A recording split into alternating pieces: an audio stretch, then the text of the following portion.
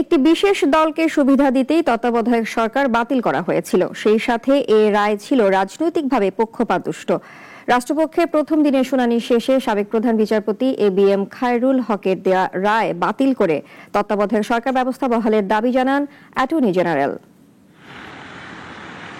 2011 সালে তত্ত্বাবধায়ক সরকার ব্যবস্থা বাতিল করে রায় দেন সাবেক প্রধান বিচারপতি এবিএম খায়রুল হক। ওই রায়ের আলোকে 2014, 18 ও 24 সালের 3টি জাতীয় নির্বাচন হয় রাজনৈতিক সরকার আওয়ামী লীগের অধীনে। যে নির্বাচন নিয়ে রাজনৈতিক দলগুলোর যেমন আছে আপত্তি, তেমনই আছে বিতর্ক।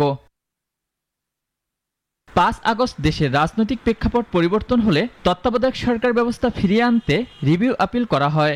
একই সঙ্গে সংবিধানের 15 সংশোধনী বাতিল চেয়ে করা হয় রিট। গত 2 সপ্তাহ ধরে চলে তত্ত্বাবধায়ক সরকার ফিরিয়ে আনতে করা আপিলের শুনানি।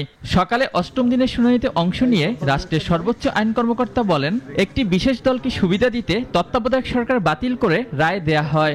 ওই রায়টা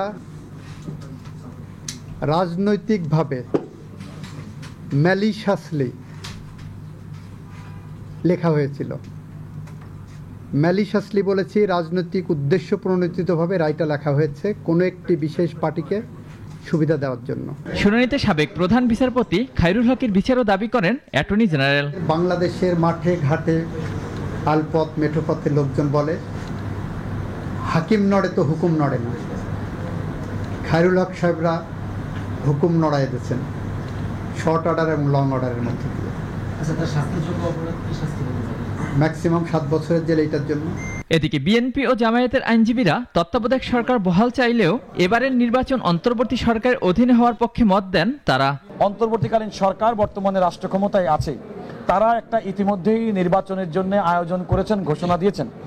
তো এই রায়টা সেই নির্বাচনকে যেন এফেক্ট না করে এবং সেই রায়টা যেন পরবর্তী সময় থেকে কার্যকর হয়, সেটা হচ্ছে আমাদের সাংবিধানিক এবং আইনি বিধান।